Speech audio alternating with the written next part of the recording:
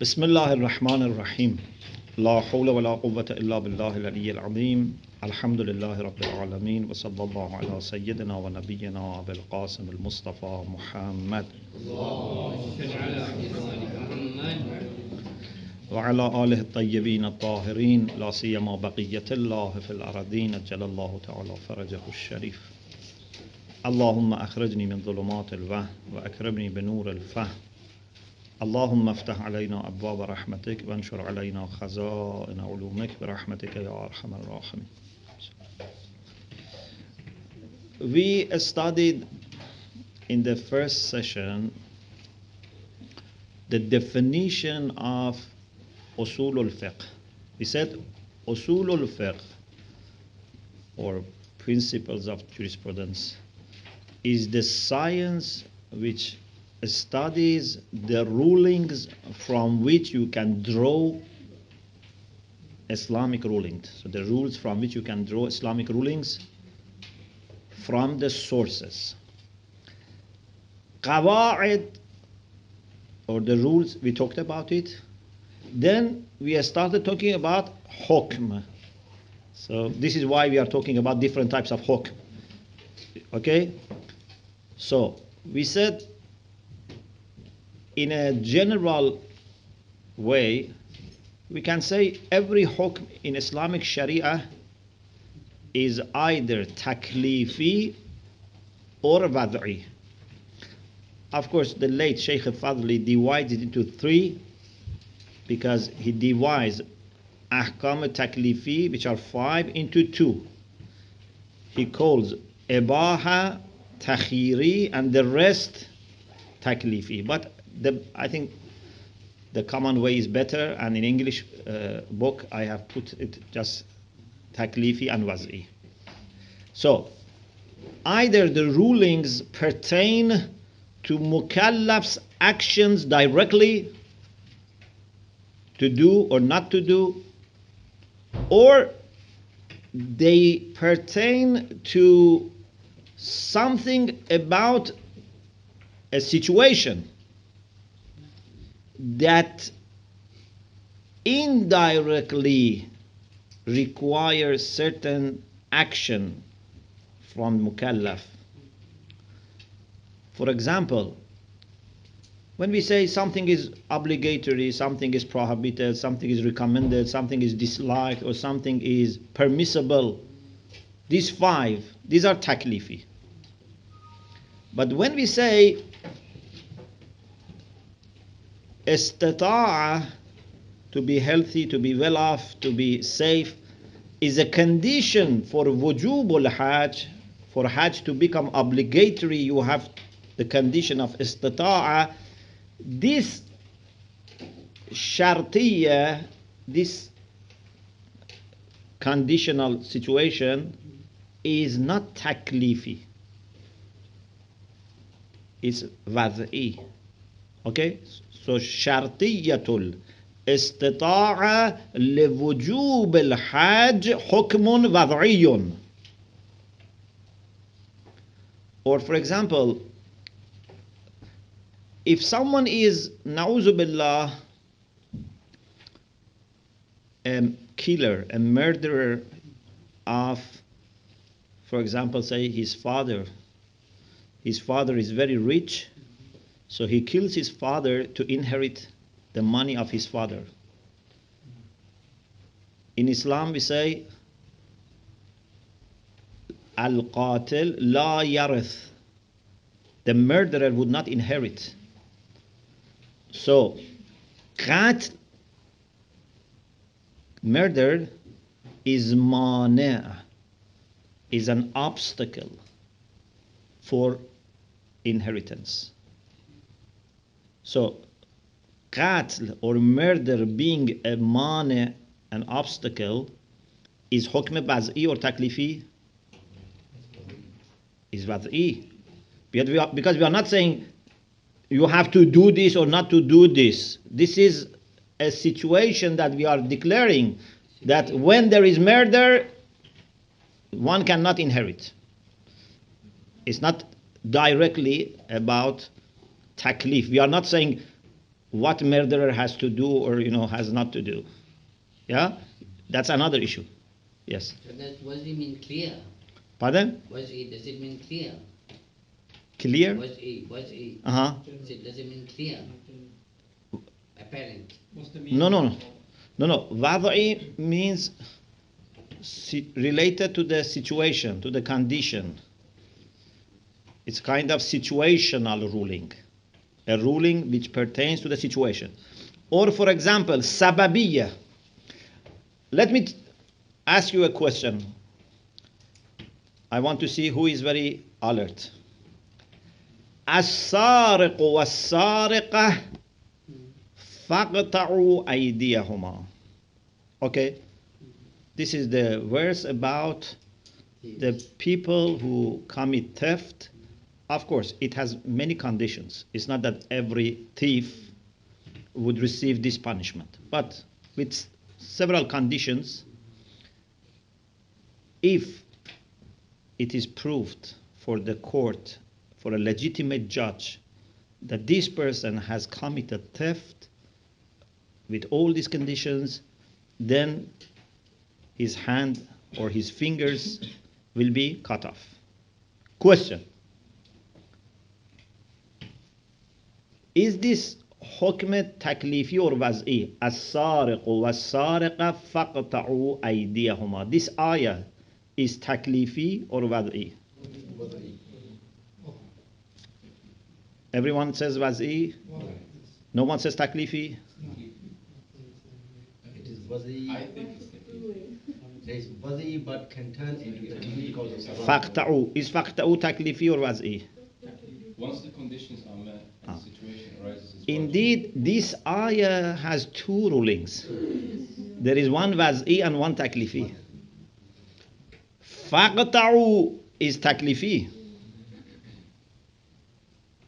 But the theft being a cause for the obligation is waz'i. So in this ayah we have two rulings, waz'i and taklifi. Okay? السارق والسارقة فاقطعوا أيديهما. Okay. Now, with respect to hukm taklifi, we said one of them is wajib. Okay? One is haram, one is makruh, mustahab, ibaha. And I tried also to explain how something becomes wajib, how something becomes makruh. All those discussions that we had last week, inshallah, you remember, you had mubahasa, everything. I don't need to repeat, yeah? Do I need to repeat? Okay. Now, let's go to wujub and have certain classifications of wujub for our session today. Actually, there are 7 classifications for wujub in the book that I am sure you already know some of them. Yes, so in Arabic is page 10. Some of them are very well known, so it's just a reminder for you. Maybe some of them are new for you. The first classification, you can classify the same thing in different ways, yeah? For example, we can say those who are in this room are either brothers or sisters. Those who are in this room are either young or middle-aged or old. Those who are in this room are either, for example, I don't know, Farsi-speaking people, Arabic-speaking people, Urdu-speaking people. So you can divide in different ways the same thing. Okay? The same maqsam can be divided into different things depending on what is your concern. Are you dividing them according to language, to gender, age, whatever? So wujub can be divided in different ways. One way is to say that either it is aini or kifai. What is aini? You all know this. Something that everyone is responsible to do, and by some people doing it, other people would not be exempted. Still, they have to do it. We cannot say, Alhamdulillah, many people fast, so I don't need to fast. No, you have to fast. Even if millions of people are fasting, you have to fast because this is wajib aini. So it has belonged to every single mukallaf. What is wajib kifai? It is something that has belonged to every mukallaf. But if some of the mukallafs do it, then other people are exempted. How many other mukallafs have to do it? No specific number. This is a tricky question. If someone dies, how many people should do ghusl and kafan and dafn? This is kifai. One person is enough. One person is not enough for ghusl. So, can you tell me how many people should do wajib kifai so that other people are exempted? No specific number. Pardon? We cannot fix number. It depends. What is important in the wajib kifai? This is not, maybe in the book, but I want to explain things so that you, inshallah, grasp. What is important in wajib kifai is that the job has to be done. So, the concern of Shari', Shari', the legislator, Shari' Muqaddas, Allah subhanahu wa ta'ala, his concern or his aim is that this job has to be done.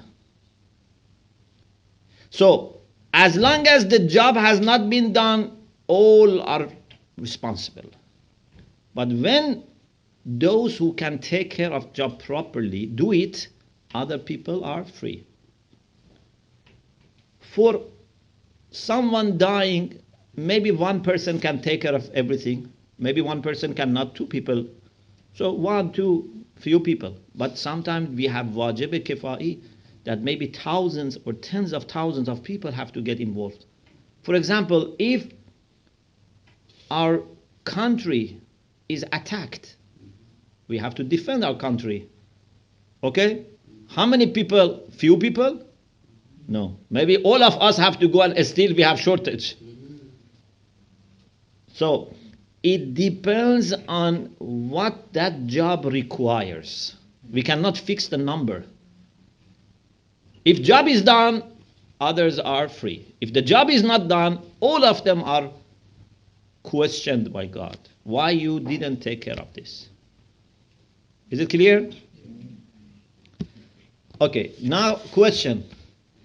Is Islamic education, Islamic studies, wajib or mustahab? It's wajib. Is it kifai or aini? To some extent is aini. To some extent, everyone has to do it. Yes, to become a theologian, a faqih, a mufassir is kifai. We have to have some people. But for your own needs, for your own development, for your family, you have to know. You cannot say, Alhamdulillah, we have few fuqaha, or Alhamdulillah, there are enough students in the hawza. No. This is responsibility of everyone to study so much so that he can have proper understanding of his aqaid, of his practical duties. This is aini. Then after that, when we reach to become specialized, to become expert, then that is wajib kifai. But do we have enough number of ulama, especially in the West? No. So then everyone is responsible. So either you have to become alim or you have to support, so that inshallah in future we would have enough. Otherwise we are all questioned by God why this wajib kifai is not fulfilled. Is it clear? Everything is logical. Yeah? To some extent, everyone must learn. Maybe this, 2 years, 3 years of hose, I think everyone needs. But to continue for 10, 15, 20 years is something that if some people do, would be enough, but provided that all the needs of the community is met. Otherwise, we are all responsible. So Imam Sadiq alayhi salam says, لَيْتَ السِّيَاطَ عَلَى رُؤُوسِ أَصْحَابِي حَتَّى يَتَفَقَّهُوا فِي الدِّينِ. I wish there was a way to force my Shia so that they would properly learn the religion. Tafaqquh means deep understanding, not just, very basic things. يَتَفَقَّهُوا فِي الدِّينِ. So, if there was a possibility of using force, we would have used force for this, for encouraging people to learn. In many countries, going to a school is compulsory.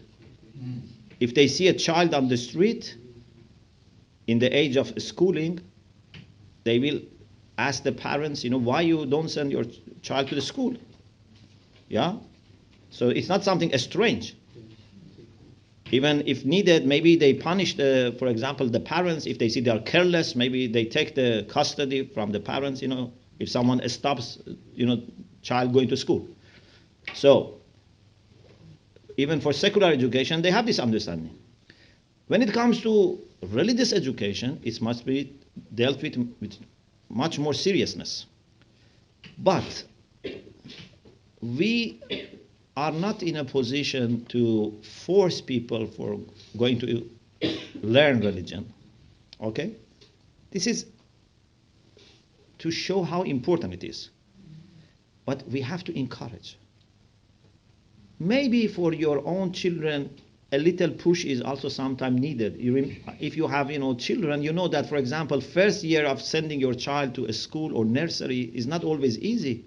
Every day, sometime for a few months, sometime, even for more than a few months, every morning you have to, talk to them and, somehow convince them to go to school. Maybe sometimes you have to be a little strong. Yeah? So here is the same. We should not say, okay, we leave it to people, to children, to youngsters to learn. We have to encourage, we have to sometimes a little bit push. I remember Ayatollah Ahmad Mianji Rahmatullah Alayh saying that sometimes people came to Hose because of their own interest. Sometimes they were pushed by their parents. But when they came to the Hose after some time, they started enjoying it. So especially when they used to go very young age, for example, 13, 14 years old, people going to the Hose. Now many people go after high school, at least. But in the past, they were going much earlier. So sometimes parents push the child, put him in the right position, as they do it with other types of studies, and then the child, after some time, gets used to it and starts seeing the beauty. When you are not used to something, you only see the difficulties. When you are used to something, then you can see the beauties as well. So this is the role of education. This is the role of helping people to develop good habits. Anyway, this is something we can discuss maybe another time. Just I wanted to give you an example that Islamic education is to some extent wajib aini, and for a higher level it's wajib kifai, but unfortunately in many areas we don't have enough people who can take care of this wajib. Then we are all responsible. Okay. The next taqsim or division or classification is al-wujub al-ta'yini in contrast to wujub al-takhiri. Here, the attention is not to mukallaf. The attention is to what we have to do. Sometimes the shari', the legislator, says, I want this from you. There is no choice, no alternative. Sometimes he says, you have to do either this or that. Okay? For example, with respect to salat, today is Monday. For our salat al-zuhr, do we have any choice? No, we do zuhr. There is no choice. But on Friday, according to some ulama, you can do zuhr or you can do jum'ah. In the time of ghaibah, according to some fuqaha, you have choice of doing zuhr or jum'ah. But on Thursday, on Monday, on Tuesday, on other days, you don't have choice. That is only for zuhr of jum'ah. Or if someone has broken his fasting without excuse, intentionally, there is kafara. Okay? That kafara can be one of the three. Either freeing one slave, or fasting 60 successive days. Of course, when we say 60 successive days, it can be 31 days successively and 29 days separated, because shahrayn mutatabi'ain. Or feeding 60 poor people. So you can do one of these three, unless it is kafaratul jama'. In some cases, you have to do all of them. But normally, it is one of the three. So this is wajib takhyiri. Okay, it means a kind of optional. But optional not in the sense that you can do it or you can leave it altogether. It means that you have options with respect to what you have to do. Is it clear? So if I say optional, then I mean optional obligation. Okay. So there are alternatives. Then the next classification. Sometimes an obligation comes with timing. Sometimes it's not related or fixed with a timing. So we call mu'aqqat, means there is waqt. Waqt means time. For example, salat is kitaban mawquta. Yeah, daily prayer comes with timing. Sometimes there is no timing. Is it clear? So wajib is sometimes mu'aqqat, means it comes with timing. This is different from muwaqqat, which means temporary. This means it has timing. Sometimes it's, so you can say temporal, not temporary, temporal, or with timing, or without timing. The one which comes with timing is either mudayyak or muwassa. What does it mean? Sometimes the time period that you have been given is just enough to do the wajib. Is mudayyak, is very little. You don't have lots of space to be flexible. For example, in the months of Ramadan, you have to fast every day. The time of fasting for every day is fixed. And also the time of the fasting for the whole month is fixed. You don't have extra time. But for daily prayer, still there is time, so it's mu'aqqat, but you are given a period of time. For example, for Salatul Fajr, you need 3 minutes 5 minutes, but you have about 1.5 hours, more or less. So you have a period in which you have flexibility. So this is called wajib muaqqat, which is muwassa'. There is sa'a. There is a kind of a space for you. Opposite to mudayyaq, which there is no space for you. Is it clear? And then sometimes it's not muaqqat at all. When it is not muaqqat means it's not fixed with a time period. Okay? Now I ask you a question to see who is alert. If masjid becomes najas, what we have to do? Purify. We have to clean masjid. Is this muaqqat or ghayru muaqqat? It is not muaqqat. It means that it is not said that you have to do it within 5 minutes or within 10 minutes, then becomes qaza. No. So there is no time attached to it, but you have to do it as soon as possible because it is fawri. But sometimes it may not be fawri. Okay? Sometimes you have to do it, you have time. For example, if